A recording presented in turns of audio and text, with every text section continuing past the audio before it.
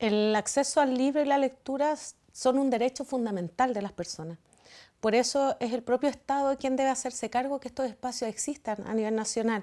De hecho, en nuestro país existen alrededor de 450 bibliotecas públicas que se financian con los impuestos que todos nosotros y nosotras pagamos. Por eso también, como es un derecho fundamental, existen también bibliotecas en los espacios penitenciarios.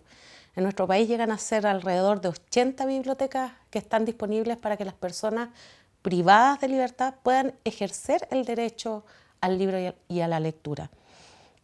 Por eso también existen otras iniciativas cuando el Estado no alcanza a llegar a esos espacios, como el caso de las bibliotecas en las lanchas en el sur de Chile, que acercan el libro a espacios donde no tienen acceso a estos bienes culturales o llamados bienes culturales.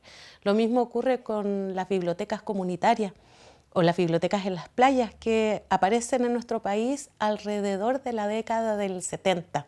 De ahí en adelante hasta el día de hoy están presentes, respondiendo a una necesidad no satisfecha por parte de las comunidades.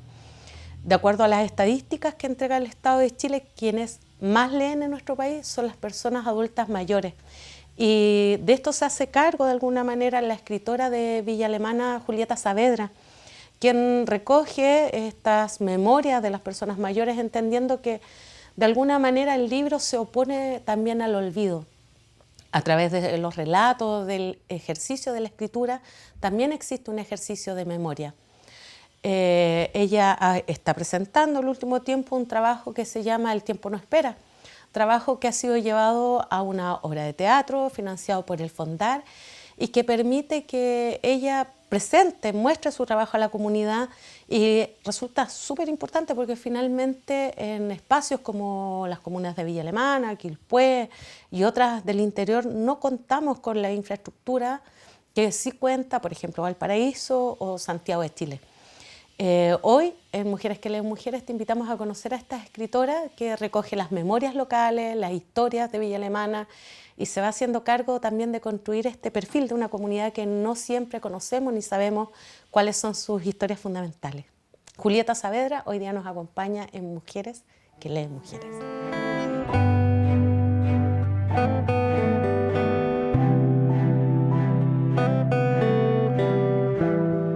Yo no te había comentado anteriormente, Julieta, pero nosotras aquí, tú has visto nuestros programas anteriores, la idea es que mientras conversamos podamos ir jugando un poco aquí con las imágenes, con los recortes, ir armando un pequeño collage, aquí hay algunas que ya están recortadas, mientras conversamos un poquitito de tu quehacer, así que eres súper bienvenida a este espacio de conversación. Muchas gracias. ¿Me tengo que sentir identificada con algo de esto? No, como tú quieras. Porque este está como a veces uno se siente, como la muerte. Este sería como la conquistada. La conquistada. Somos todas unas conquistadoras. Sí, bueno, en tu presentación comentábamos un poquito acerca de este quehacer, porque tú te defines como cuentoterapeuta, ¿cierto? Que tiene harto que ver con este primer trabajo que tú publicaste que se llama El árbol de las manzanas, ¿verdad? Exacto. Cuéntanos un poquitito cómo fue ese proceso creativo, cómo llegaste a escribir ese libro, cómo te convertiste en escritora. Partí como cuentacuento primero. Y así, bueno, lo he dicho muchas veces que cuando me ha tocado hablar sobre el tema, yo estudié teatro, pero no me dediqué a eso, no quise salir en la tele. Y un día mi hijo estaba en pre-kinder y resulta que una escuela de lenguaje, ¿ya? Entonces, entre lo que me hablaba y me explicaba que las mamás estaban yendo al jardín a contar historias y que se aburrían los niños, porque las mamás llegaban con el libro a contarle los cuentos. Entonces, en ese tiempo, años atrás, mi hijo ya tiene 21, estamos hablando cuando tenía 4, entonces era como acercar un poco esto de la comprensión lectora entre los niños y entre las mamás. Entonces, a las tías del jardín les pareció esto espectacular la idea. Pero los niños se aburrían, entonces dije, bueno, actriz cesante, esta es la mía, pensé yo, voy a hacer algo más entretenido, me disfracé de bruja. Y mira, aquí viendo esto, yo creo que a mi hijo como que le dio terror verme, porque cuando llegué de bruja con una escoba escribí un cuento, siempre escribí de niña, y escribo el cuento y voy a contarles esta historia. Cuando el Bastián me ve y ve a la mamá vestida de bruja en la puerta de la sala, él tiene los ojos grandes, hace unas pestañotas y me queda mirando así como, no, tú no eres una bruja, tú eres mi mamá. Y me dieron unas ganas de decirle así como, no me jodáis el cuento. Bueno, joder no era la palabra, pero era que no hiciera eso. Y de repente me queda mirando y los niños empiezan a enganchar. Y yo llevaba una escoba, estamos hablando que era el tiempo de las brujas, ya no es las brujas y ahora somos las antiprincesas. Pero empiezo a narrar esta historia yo disfrazada, teatralizando un poco más el tema del cuento, y los niños empezaron a enganchar con la historia, y el Bastián de a poco como que se fue soltando y ya no le dio vergüenza ver a la mamá vestida de bruja. Y empecé a relatar y al final los niños terminaron ahí conmigo dando vuelta en esta escoba. Y sabes tú que de eso surgió una posibilidad de trabajo, porque a las tías del jardín les gustó, y yo me sentí súper cómoda. Y me dijeron si hacía cuentacuentos. Y ahí yo me inventé el nombre de Julieta Cuenta Cuentos, y fíjate tú que de ahí no paré de trabajar, escribiendo historias, pero actuándolas de alguna manera. Y así empiezo yo a poder sacar estos cuentos que estaban guardados, como en mi baúl, y empezar a poner un poco del teatro, y empecé a moverme así en Villa Alemana, entonces partí como cuentacuentos. Oye, ¿y esos cuentos, esas historias que tú les contabas a esos chicos eran historias tuyas, que tú habías oído de Villa Alemana, que tú las creabas? Historias mías, en un principio partí escribiendo cuentos infantiles y que tenían un poco que ver como con la realidad. Yo en ese tiempo recién separada, con un hijo chico, quería entregarle una historia más bonita al Bastián, que se fuera viendo una mamá un poco más contenta, feliz, no la mamá igual sola criando un hijo con las dificultades, porque piensa tú que tener una preparación desde el arte, vivir de eso, difícil también. Y en ese tiempo creo haber sido una de las primeras que partió haciendo narración en Villa Alemana, y me empecé a sentir feliz también por hacer esto, que no era fácil, y empezar a ir a los colegios, y el Bastián empezó también a ver una mamá muy contenta haciendo esto. Mira, te lo pregunto porque en las entrevistadas que nosotros tenemos en este espacio son siempre de nuestro territorio, ¿cierto? De la quinta región, y no solamente de Valparaíso, porque de alguna forma también existe la centralización en las regiones, ¿cierto? Y pensando en las comunas que están más apartadas, porque tú vives en Villa Alemana, por eso te preguntaba si estos relatos que tú escribes tienen que ver con tu lugar, porque ahí también se produce un desfase, ¿cierto? Con lo que leemos a veces, sobre todo las niñeces, que leen de cosas que a veces les son muy ajenas. ¿Cuál es tu mirada con eso? Es que tiene que ver siempre con uno, con el lugar donde uno creció. Yo nací en Valparaíso y tuve parte de mi infancia en Valparaíso, muy corta. Pero Villa Alemana, claro, a mí me marca mucho. Me gusta también vivir ahí, encuentro que es tranquilo. Y creo que en los libros que he escrito también voy un poco narrando parte de mi infancia que tiene que ver con los lugares, entonces ahí tiene que ver con el territorio. Pero en un principio, cuando yo parto escribiendo, no, ahí como que no hablo un poco desde el lugar. Ya después, cuando ya va pasando el tiempo, voy relatando más un poco como de los lugares, no sé.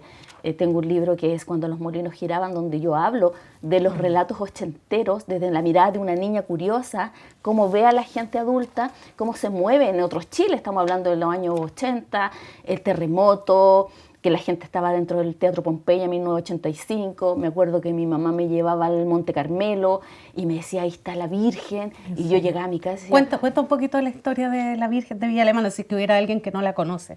El Monte Carmelo, estamos hablando que eso fue como, yo era más chica, más o menos 1982, 83, que la gente decía que la veía. Yo después ahora recopilando historia y todo, sabemos lo que pasó. Pero en ese tiempo mi mamá me decía que sí, que la Virgen se veía. Yo miraba al cielo. ¿Qué es lo que sabemos que pasó? ¿Qué pasó? ¿Qué pasó? Sabes que cuando yo hablé con personas y las entrevistaba igual para poder tener esa información para el libro, algunos me decían, no, sí, la Virgen sí existió. Después supimos que fue un montaje absolutamente político en plena dictadura, que nunca fue. Pero todavía hay gente que cree ciegamente que sí, la Virgen existió, un mínimo de personas, y también entendemos que es un grupo sectario, por así de alguna manera decirlo, de esa tendencia política de la derecha, y que dice que sí, que existió la Virgen. Mi mamá decía, yo la vi, y yo después decía, mamita, perdóname, pero yo no vi nada. Llegaban miles de personas y le van a ver la Virgen. Y yo tomándome una taza de Milo que mi mamá siempre me preparaba en esos Tupperware con un pancito, y yo ahí era súper curiosa, y yo niña, pues chica, no sé, 5 años comiéndome el pan, y mi mamá siempre me hacía el pan con jamonada, con pan. Y yo miraba y decía, ¿por qué la gente mira con esa devoción? Una señora pidiendo por favor que el marido llegara a la casa. Y decía, al extremo que llegaba, o sea, ¿te fijáis? Y era una convulsión tremenda, o sea, se repletaba. Entonces, son relatos para escribirlo. Y yo lo escribía desde la mirada de una niña en una villa alemana totalmente distinta a lo que es ahora. En algunas cosas, porque sigue siendo igual como tradicional, de muchas personas mayores, pero ahí tiene que ver un poco con la historia personal, como dices tú, y con el relato del territorio, de lo que acontecía en ese otro Chile, y cómo una niña lo miraba de una manera curiosa, sin pensar que después yo iba a seguir escribiendo. Y cuando tú tomas estas historias de Villa Alemana, ¿hay otros escritores o escritoras que ya hayan tomado estas historias, digamos, desde la perspectiva que tú lo abordas, o tú consideras que es un trabajo también pionero? No, no es pionero porque al final todos hablamos un poco de lo que somos, de lo que hemos vivido, de los territorios. Hay hartos libros de Villa Alemana, de buenos escritores también, que han hablado, por ejemplo, de los molinos en Villa Alemana, de la parte un poco de la vivencia, de cómo se fundaron ciertos lugares. Entonces, sí, ese ha sido un tema recurrente. Ahora, de cómo yo lo abordé, no lo creo porque yo lo hablo más como desde la historia personal, de lo que a mí me pasó, que cae ya como lo autobiográfico y que lo voy involucrando también con el tema del territorio, es decir, la vivencia personal con lo que va pasando en esos lugares. Eso es el primer libro que escribo un poco más como testimonial desde el territorio, abordándolo desde esa manera. Y este primer libro, Los molinos hablan, ¿cierto? ¿Se llama? Cuando los molinos giran, perdona. En ese libro, ¿cómo lo financiaste? ¿Tú lo financiaste a través de una editorial local? Lo publiqué con Ediciones Mundo de Papel, que es una editorial independiente de Viña, pero sí, desde la autogestión. No que no tuviera los derechos, nada, sino que lo hace la editorial, pero claro, sale del bolsillo propio. Como muchos escritores. Tú lo financiaste exacto, finalmente. Sí. Oye, Julieta, y cuando, bueno, tú hablas de estos años 80, ¿cierto? Cuando tú transitas por Villa Alemana como la niña que eras en ese entonces. Pero antes de eso, ¿cómo tú de niña conociste el mundo de los libros? ¿A través de quién? ¿Cuál fue tu primer encuentro? ¿Qué libro te marcó? ¿Qué recuerdos tienes? Uy, el primer libro que leí, bueno, Papelucho, cuando uno leía Papelucho, el colegio leer y todo. Me gustaba más escribir que leer, es una cosa rara, porque después tú entiendes que tienes que leer mucho para aprender a escribir. Yo todavía estoy en el proceso de aprender, la tarea constante. ¿Te consideras una lectora voraz o...? Leo, ¿Hoy? Sí, harto sí, pero siempre me ha gustado leer más de mujeres. Y cuando si me preguntas, claro, ¿cuál fue el libro que más te marcó? Fíjate que hay un libro que yo leí a los 15 años que sí fue escrito por un hombre, pero me gustó porque la historia hablaba de una mujer y cómo ese amor a él le caló profundo. Entonces yo creo que de ahí partí como buscando historias de mujeres.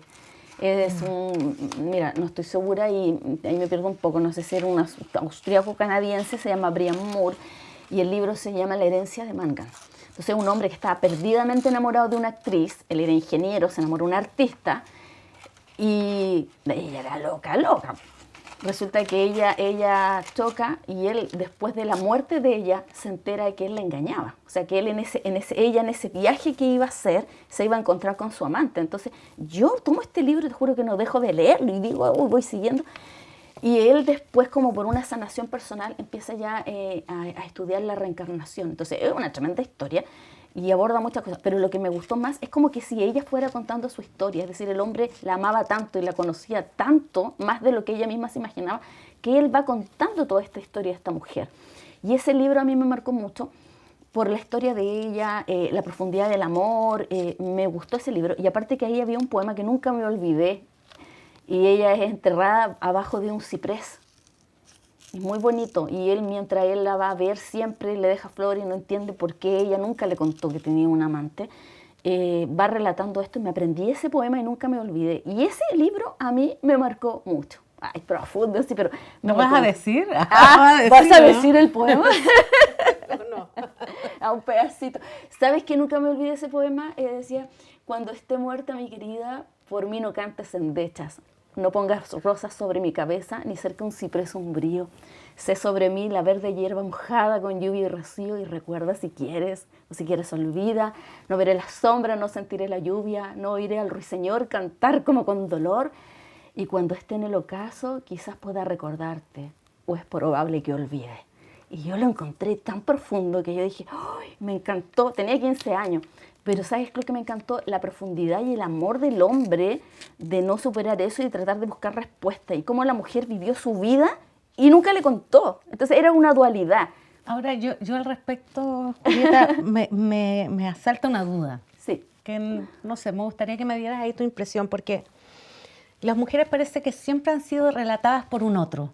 Y en general es un hombre, ¿no? Que habla acerca de ellas. Sí. Y que es lo que decía Virginia Woolf, ¿no? O sea, estas historias en las que los hombres cuentan cómo son las mujeres, cómo viven o cómo sienten, y de allí la importancia que seamos nosotras quienes contemos nuestro devenir, ¿no? Esas inquietudes y salirse un poco de esto, de lo esperado, de ese lugar que debiéramos ocupar, que está mediado por un otro, en este caso el que tiene la voz para hablar por nosotras.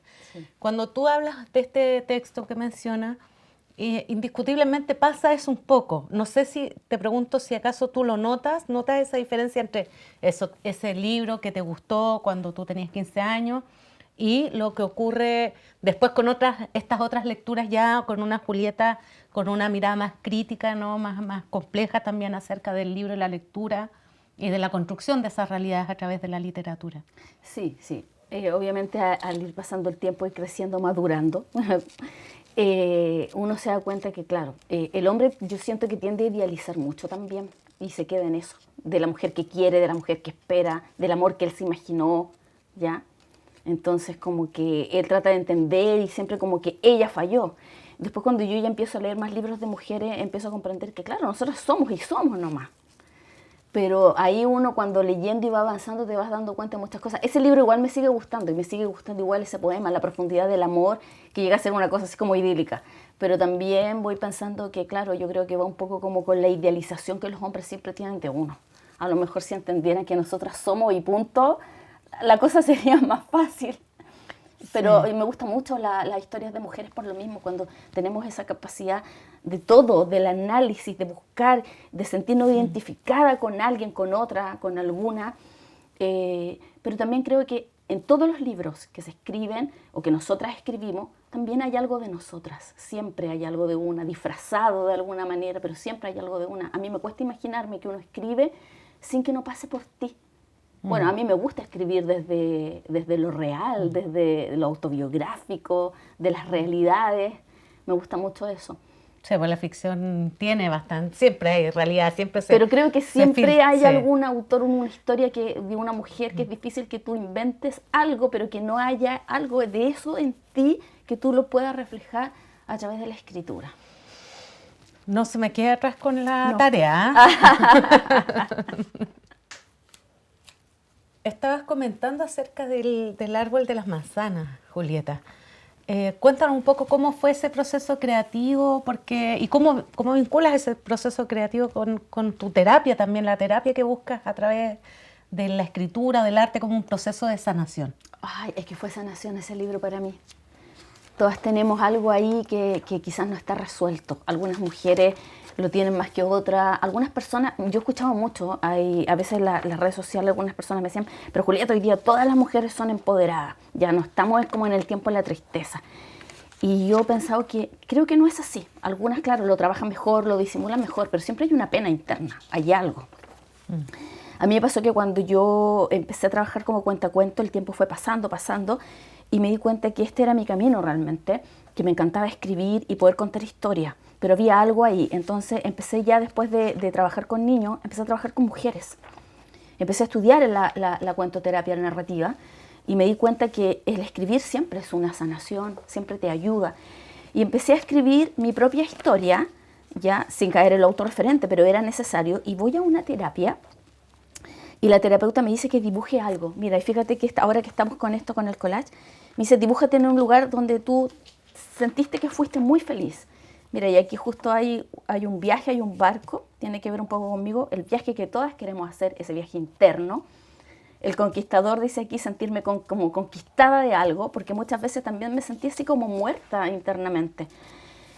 Y empiezo a escribir El árbol de las manzanas porque me acuerdo que mi mamá, que ya falleció, era amante de las manzanas y vivía haciendo la dieta de la manzana, pero nunca adelgazó, era gordita. pero la manzana verde, me decía, ay, pero si son tan ricas. En mi casa, el jugo de manzana, el kuchen de manzana, todo. Yo me cargan las manzanas. Pero dibujo en ese collage, hago un árbol muy grande, en una casita como una cabañita en la casa en la pradera. Me dibujo con Bastián, mi hijo, con el perrito, mi Benito, y un montón de manzanas. Ese fue el dibujo que yo hice. Y fíjate que, mira, en realidad no es casualidad, son causalidades. Me recuerda a la terapia que tuve con la psicóloga típica, como le digo. Porque estábamos tal cual así, conversando, ella pone incienso, pone una música súper especial.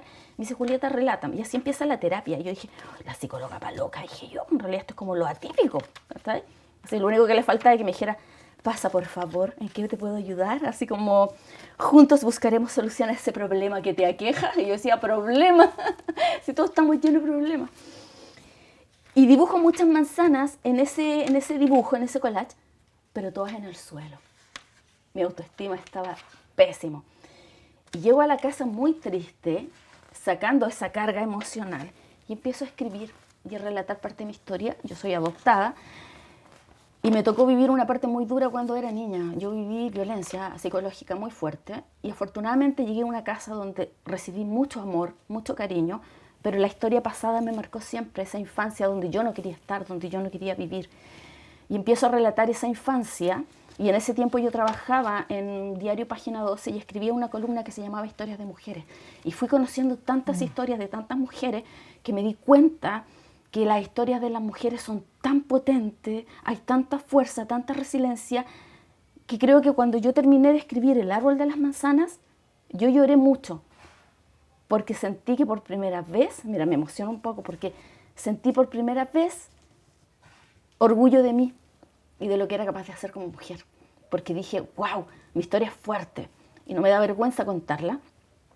Y me sentí una mujer súper resiliente, porque dije, a través de la literatura, de la escritura, me sano como mujer, soy capaz de absorber las historias de otras mujeres y escribirlas en un libro. Y escribo mi historia, mi infancia, en El árbol de las manzanas, y voy escribiendo las historias de muchas otras mujeres, y lo voy entrelazando. Son mujeres del territorio, mujeres mapuche, que sufrieron bullying, una mujer que sufre de cáncer de mama en plena pandemia, la historia de una mujer política que como ella a través de la política va sanando también una historia personal, y al final podemos tener muchas diferencias de plata, de clase social, de vida, pero finalmente, como mi madre siempre decía, somos ramas de un mismo árbol. Lo único que cambia es la historia de la mujer. Entonces, ¿por qué el árbol de las manzanas?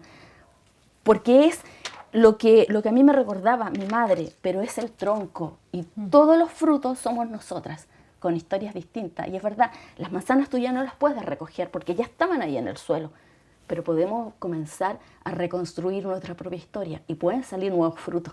Y mi libro tiene que ver con eso. Oye, qué tremendo relato, qué tremenda historia, y gracias por compartirlo, Julieta, porque también el espíritu de este espacio de conversación es que otras mujeres vean también que a través del arte hay una posibilidad de reconstruirse. A mí no me gusta tanto la palabra empoderar, en realidad yo no quiero el poder, no me interesa, pero sí creo que el arte, justamente como dices tú, nos reconstruye, nos vuelve a levantar y de alguna forma le da sentido y belleza a nuestras experiencias, por más difíciles que estas sean. Lamentablemente lo sabemos, la violencia hacia la mujer sigue estando presente en diversas latitudes, estratos sociales, niveles socioculturales, y es muy silenciosa, y cuando lo decimos, por eso te lo agradezco que lo compartas, creo que permite que otras personas también lo digan, ¿no? Porque cuando uno dice, me pasó esto, lo logra de alguna forma entender, y desde allí lo puede sanar, está esa posibilidad de sanación. Ahora tú estás trabajando en otro texto, ¿no? Sí. Cuéntanos un poquito cómo fue adjudicarse este fondo de arte escénica, sí. y qué estás haciendo, que ya ahora lo has presentado en distintos espacios. Sí. Mira, solamente rescatar un poco lo que estás diciendo. Sí, fíjate que eso del empoderamiento es verdad. A mí no me gusta ir como empoderada por la vida, ni diciendo yo aquí, yo allá. Yo simplemente vivo y me siento feliz de escribir y de poder escribir historias de otras mujeres, y si a alguien le llega, maravilloso. Yo creo que cada cual vive la historia de cómo siente que tiene que vivirla, pero a mí no me gusta mostrarme así, yo soy una mujer, la Julieta empoderada, escribe historias de mujeres. No, yo creo que escribir porque a mí me hace bien y si a otras mujeres le llega bien, por lo tanto creo que lo que tú dices es real. Bueno, después de tanto tiempo, y yo siempre en cada libro, sí, voy mucho hacia atrás, mi abuela, mi hermana, mi bisabuela, mi mamá, siempre hay una mujer que nos recuerda algo, que nos hace entender de dónde venimos. Y esa historia no podemos borrarla. Entonces, en cada libro, en cada texto que yo escribo, las voy sacando a ellas también. Y siempre hay una mujer en cada historia. Y el tiempo va pasando y llega un minuto en que yo digo, chuta, lo que he hecho a lo mejor no sé si he logrado mucho o no. Pero postulo un fondo, un proyecto, y para mí fue muy importante porque primera vez que me lo adjudico, el Fondo de Producción y Montaje Escénico. Escribo una obra narrativa y me lo gano y monté El tiempo no espera.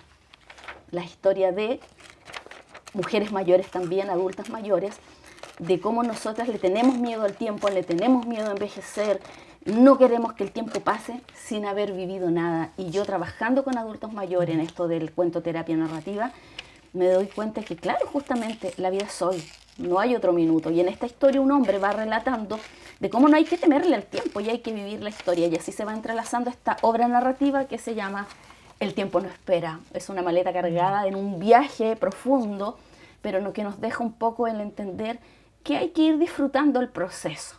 Y esta obra a mí me llena mucho y me hace feliz porque digo, chuta, haberme ganado un fondo así y poder ya no trabajar desde la autogestión, que es tan difícil, sí, y hacer este montaje, digo, bueno, en realidad quizás las cosas no han pasado porque sí, no es una casualidad, son causalidades, y quizás este era el momento y todo lo que ha costado para atrás y todo lo que he ido haciendo quizás sí valió la pena porque hubo un currículum que sea pesado para que yo pueda adjudicarme este proyecto. Entonces me gusta mucho escribir libros, pero ahora montar una obra ha sido maravillosa. Y mira, en la obra yo siempre digo, la vida es una tarea constante. Oye, Renata, se me olvidó, pero estábamos hablando del árbol de las manzanas y tú lo tienes acá. ¿Puedes mostrarnos Sí, mira, un poco? si tú me permites y me dejas, hay una parte del libro. Por favor, dale. Donde yo escribo una parte que tiene que ver con las mujeres, o sea, el libro es todo de mujeres, pero que me gusta mucho, no sé si lo puedo leer, sí, un por pedacito. supuesto. Dice, mira, esto cuando termino el libro y yo ya digo, sí, aquí yo sano una parte mía, porque cada mujer de estas historias me enseñan algo, y al final yo termino el libro diciendo, mujeres, la vida siempre nos pone a prueba para saber hasta dónde podemos dar o hasta dónde soportamos. No olviden que somos infinito mar profundo. Muchas veces nos cuestionamos si hemos hecho las cosas bien o mal, y también nos preguntamos si hemos vivido la vida correcta. Creo que finalmente hacemos lo mejor que podemos o hemos podido y entendemos que no hay edad para ser feliz o cumplir algún sueño. Párate frente a un espejo y observa la maravilla que se refleja en ti. Somos un puñado de misterios, de cuentos que narrar, que nacen de lo más profundo de nuestro útero, lugar sagrado y mágico. Soy todo lo que ves, ni más ni menos, con ganas de llegar a cada una. Soy una Julieta, o puedo ser una Mao, soy como cualquiera. Pero la historia de tu vida siempre la escribes tú. Somos mujeres con heridas profundas que van sanando, pero la autenticidad es ser nosotras y ninguna otra. Planta tu propio árbol, cuídalo para que te dé los frutos más bellos. Y si piensas que puedes, entonces, mujer, tú puedes. Así termina tu libro El árbol de las manzanas. Historias de mujeres, que también este fue autogestionado. Autogestionado, mi primer libro, la primera edición la saqué con Ediciones Barranca, una editorial de Villa Alemana. Logré vender muchos libros. Que es de Rafael Sarmiento, hice ¿cierto? gira con este libro, fui a un festival al sur. Ha sido un trabajo hermoso, de mucho esfuerzo, también tú sabes cómo es, pero que me inicia en el camino de la escritura y que obviamente a mí me fortalece como mujer. Oye, trajiste ahí algunos libros que ibas a recomendar, ¿cierto? Por lo menos ese de Natalia. Me gusta la Natalia Berbelagua, porque yo en una oportunidad también le pregunto este libro si tiene algo que ver con ella. Y me dice, sí, es una historia. Y aquí es cuando yo hablo, cuando disfrazamos un poco la historia. Va contando cómo es su vida, pero nadie sabe qué es su vida. Bueno, a lo mejor estoy diciendo algo que no debería decir, pero ella a mí me dijo que yo hice talleres con ella. Y me dice, sí, tiene que ver con ella, es parte de su historia. Y aquí habla de una mujer que ya siendo adulta quiere encontrarse con un padre que ella no la crió. Entonces, claro, esa historia no resuelta, lo busca, lo encuentra y se da cuenta después al final que no valía la pena en realidad encontrarse con este hombre, pero era necesario sanar esa parte de ella, de su vida, de encontrarse con su mamá, con la que siempre tuvo conflictos, y después entiende un poco la historia de la mamá. Porque Ella es vía alemanina también, ¿no? Ella es de Valparaíso. Ah, ya. Así es que, y me gustan mucho pues esas historias que son de las realidades, de lo autobiográfico, también historias de mujeres. Oye, gracias por compartirnos este libro, así que recomendado, Hija Natural, ¿verdad? De Natalia Berbelagua, y no me deje atrás el collage. ¿Ah? Pues mira, que si no terminamos la tarea no vamos a terminar el programa. Así que te invito ahí a seguir recortando, Julieta. Dale. Seguimos con esto, me gusta, el viaje, mira. Dejar atrás como la muerte, como esa parte que a veces tenemos que dejar ahí y seguir fluyendo y pensar que siempre estamos en un viaje permanente y que nos haga feliz. Así que me gusta esta foto. Dale, ahí hay tijeras si quieres recortar. Así que... Soy bien mala para las manualidades, te digo. Hay mujeres que escriben, hay mujeres que cantan, hay mujeres que tejen, hay mujeres que componen, hay mujeres que leen mujeres.